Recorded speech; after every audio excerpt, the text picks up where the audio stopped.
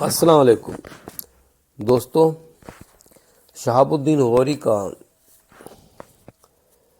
باقی حصہ۔ سورج ڈھلنے لگا تو پرتھوی راج نے راجپوتوں کو اکٹھا کیا۔ سب سے پہلے اپنی تلوار کا نیام توڑا۔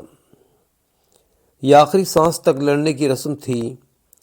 پھر راجپوتوں نے منہ میں پان کا ایک بیڑا رکھا اور افغان سپاہیوں پر ٹوٹ پڑے۔ ادھر محمد غوری نے اپنے وفادار خاص سپاہیوں کا ایک دستہ تیار کیا اور سب نعرہ تکبیر بلند کرتے ہوئے راجپوت فوج کے مقابلے میں آئے۔ ایسی جنگ ہوئی جو کسی نے نہ کبھی دیکھی نہ سنی۔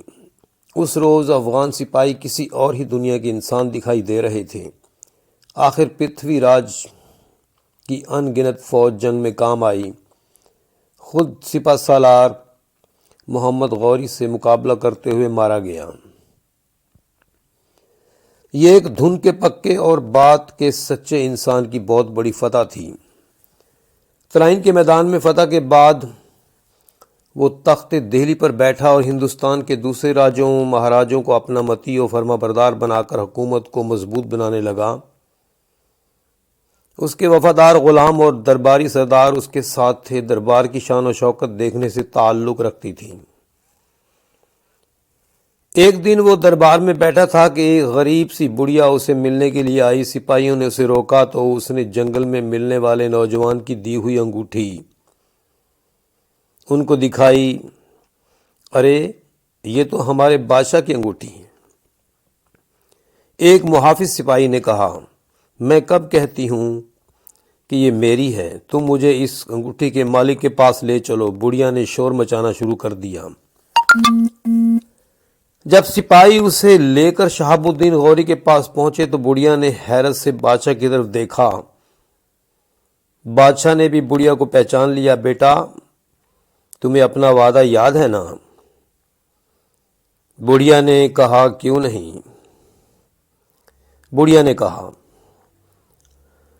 کیوں نہیں ماں جی، ہندوستان کے سارے مظلوم مسلمان میرے بھائی ہیں۔ محمد غوری اسی وقت بڑھیا کو ساتھ لے کر قید خانے کی طرف چل دیا۔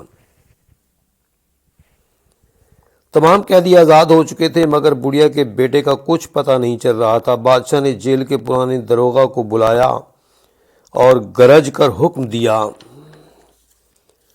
کہ قیدی کو فوراً تلاش کیا جائے ورنہ تمہارا سر قلم کر دیا جائے گا۔ داروغہ تھر تھر کانپنے لگا اور پھر اس نے ایک تہہ خانے کے متعلق بتایا جس میں بہت سے ایسے قیدی تھے جنہوں نے کئی سالوں سے سورج کی روشنی نہیں دیکھی تھی۔ بڑھیا نے ایک قیدی کو پہچان کر چیخ ماری اور بیٹا بیٹا کہتی ہوئی اس سے لپٹ گئی۔ جتنی خوشی مجھے ماں بیٹے کے ملنے سے ہوئی ہے اتنی خوشی تو مجھے ہندوستان فتح کر کے بھی نہیں ہوئی، شہاب الدین غوری نے کہا۔ بیٹا، میری دعا ہے کہ تیرا نام رہتی دنیا تک قائم رہے اور تجھے کوئی شکست نہ دے سکے۔ بڑھیا نے سچے دل سے دعا دی اور بیٹے کے ساتھ اپنے گھر چلی گئی۔ محمد غوری کے بعد اس کے غلاموں نے خاندان غلامہ کے نام سے ہند پر حکومت شروع کی۔ اس لیے شہاب الدین محمد غوری کو ہندوستان میں مسلم راج کا بانی کہا جاتا ہے۔ دوستو، آپ سے گزارش ہے ہمارے اس چینل کو سبسکرائب کیجئے، لائک کیجئے اور شیئر بھی کیجئے۔ اللہ آپ کا حامی و ناصر ہو۔ اللہ حافظ۔